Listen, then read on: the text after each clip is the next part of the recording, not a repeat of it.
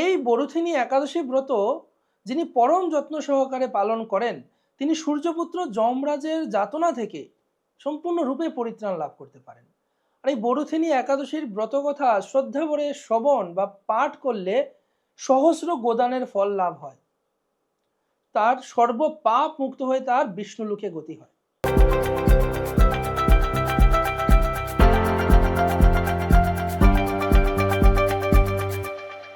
হরে কৃষ্ণ। সবাইকে ঈশানকথার পক্ষ থেকে আগত বরুথিনী একাদশী মহোৎসবের অগ্রিম কৃষ্ণ প্রীতি ও শুভেচ্ছা। একাদশী মহোৎসব সম্পর্কে আমরা সবাই জানি, ভগবান এই একাদশী রূপে আবির্ভূত হয়েছেন। মাধব তিথি ভকতি জননী যতনে পালন করি। তো এই একাদশী তিথি পালন করার মাধ্যমে আমরা আমাদের ভক্তি বৃদ্ধি করতে পারি। কৃষ্ণ ভক্তিতে অগ্রগতির জন্য একাদশী তিথির কোনো বিকল্প নেই। আগামী 4 তারিখ 4 মে শনিবার ভারত বাংলাদেশ সহ সমস্ত দেশে এই 4 তারিখে একাদশী ব্রত। তো আশা করছি আপনারা সবাই যারা এই ভিডিওটি দেখছেন আপনারা সবাই আগামী 4 মে এই একাদশী ব্রত পালন করবেন। শুধুমাত্র একটা ব্যতিক্রম আছে, নিউজিল্যান্ডের জন্য আগামী 5 মে সেখানে একাদশী ব্রত হবে। তো নিউজিল্যান্ড থেকে যদি কেউ ভিডিও দেখে থাকেন তাহলে আপনারা আগামী 5 তারিখে একাদশী ব্রত পালন করবেন। একাদশী ব্রত সম্পর্কে, এই বরুথিনী একাদশী সম্পর্কে যুধিষ্ঠির মহারাজ পরমেশ্বর ভগবান শ্রীকৃষ্ণকে প্রশ্ন করছেন যে এই বৈশাখ মাসের কৃষ্ণপক্ষী একাদশীকে কি বলা হয়, কি নামে অভিহিত করা হয়। তখন পরমেশ্বর ভগবান শ্রীকৃষ্ণ এই ভবিষ্যতের পুরাণে যুধিষ্ঠির মহারাজকে এই একাদশীর নাম এবং একাদশীর মহিমা বর্ণনা করছেন। বৈশাখ মাসের কৃষ্ণপক্ষী একাদশী তিথি বরুথিনী নামে বিখ্যাত। এই ব্রত পালনে সর্বদা সুখ লাভ হয় এবং পাপ ক্ষয় ও সৌভাগ্য প্রাপ্তি ঘটে। দুর্ভাগা স্ত্রীলোক এই ব্রত পালনে সর্বসৌভাগ্য লাভ করে থাকে। ভক্তি ও মুক্তি প্রদানকারী এই ব্রত সর্ব পাপ হরণ ও গর্ভবাস যন্ত্রণা। বলছেন আমরা যখন মাতৃগর্ভে থাকি তখন আমাদেরকে কীট কৃমি ইত্যাদি দংশন করে, তো এই গর্ভে থাকার যে যন্ত্রণা সেই গর্ভবাস যন্ত্রণাও বিনাশ করে। এই ব্রত প্রভাবে মানদাতা ধুন্ধুমার আদি রাজারা দিব্য ধাম লাভ করেছেন। এমনকি মহাদেব শিব এই ব্রত পালন করেছেন। 10,000 বছর তপস্যার ফল কেবলমাত্র একটা বরুথিনী একাদশী ব্রত পালন করার মাধ্যমে কেউ লাভ করতে পারে। যে শ্রদ্ধাবান ব্যক্তি এই ব্রত পালন করেন তিনি ইহলোক ও পরলোকে সমস্ত বাঞ্ছিত ফল লাভ করেন। কৃষ্ণ বলছেন যুধিষ্ঠির মহারাজকে, হে নৃপশ্রেষ্ঠ, অশ্বদান করে যে ফল লাভ করা যায় সে অশ্বদান অপেক্ষা গজদান শ্রেষ্ঠ, গজদান থেকে ভূমিদান শ্রেষ্ঠ, ভূমিদান থেকে তিলদান শ্রেষ্ঠ, তিলদান থেকে স্বর্ণদান শ্রেষ্ঠ এবং তা অপেক্ষা অন্নদান শ্রেষ্ঠ। আর অন্নদানের মতো শ্রেষ্ঠ দান আর কিছু নেই। পিতৃলোক দেবলোক ও মানুষেরা অন্নদানেই পরিতৃপ্ত হন। পণ্ডিতেরা এই কন্যাদানকেও অন্নদানের সমান বলে থাকেন। স্বয়ং ভগবান গোদানকে অন্নদানের সমান বলেছেন। আবার এই সমস্ত যত প্রকারের দান আছে তার থেকে বিদ্যাদান অত্যন্ত শ্রেষ্ঠ। কিন্তু এই বরুথিনী ব্রত পালন করলে এই বিদ্যাদানের সমান ফল লাভ হয়ে থাকে। পাপমতী যে সব মানুষ কন্যার উপার্জিত অর্থ, শাস্ত্রে বলা হচ্ছে যে কন্যা সন্তানকে দিয়ে অর্থ উপার্জন করে জীবন ধারণ করা উচিত নয়, কিন্তু যে সমস্ত মানুষ কন্যাকে দিয়ে উপার্জিত অর্থ দিয়ে জীবন ধারণ করে তাদের পুণ্যক্ষয় হয় এবং তাদের নরক যাতনা ভোগ করতে হয়। তাই কখনো কন্যার উপার্জিত অর্থ গ্রহণ করা উচিত নয় বা কন্যাকে অর্থ উপার্জনের জন্য ব্যবহার করা উচিত নয়। তো যে ব্যক্তি বিভিন্ন স্বর্ণালঙ্কার সহ সেই কন্যাকে দান করেন তার পুণ্যের হিসাব স্বয়ং চিত্রগুপ্তও করতে অসমর্থ হন।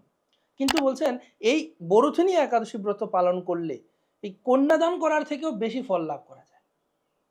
ব্রতকারী ব্যক্তি তিনি ভগবানের বিশেষ কৃপাপাত্র হন এবং তার কৃষ্ণ ভক্তি জাগ্রত হয়। ভগবানের প্রীতিবর্ধনকারী এই একাদশী ব্রতের কিছু পালনের বিধি রয়েছে।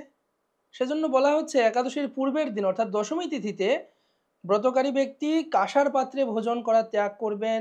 সমস্ত প্রকারের আমিষ দ্রব্য আদি মাংস মাছ ডিম পেঁয়াজ রসুন মসুর এমনকি ছোলা শাক, মধু ইত্যাদি যে সমস্ত খাবার রয়েছে সেগুলো ত্যাগ করবেন। অন্যের প্রদত্ত অন্ন গ্রহণ করা বন্ধ করবেন, 2 বার আহার করবেন এবং মৈথুন আদি পরিত্যাগ করবেন। দ্রুতক্রিয়া, নেশাজাতীয় দ্রব্য, দিবানিদ্রা, পরনিন্দা, পরচর্যা, প্রতারণা, চুরি, হিংসা, ক্রোধ ও মিথ্যা বাক্য এই সমস্ত কিছু ত্যাগ করবেন এবং একাদশীর দিনেও এই সমস্ত নিয়মগুলো মেনে চলবেন। অবশ্যই আমিষাহার বর্জন করবেন, অবৈধ সঙ্গ বর্জন করবেন, দ্রুতক্রিয়া বর্জন করবেন, নেশা এমনকি চা, পান ইত্যাদি পর্যন্ত বর্জন করবেন। একাদশী তিথিতে কখনোই পঞ্চশস্য ভক্ষণ করবেন না।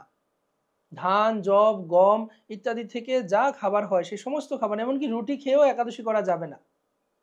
মুড়ি, খই, ছোলা, ছাতু ইত্যাদি সমস্ত কিছু বর্জন।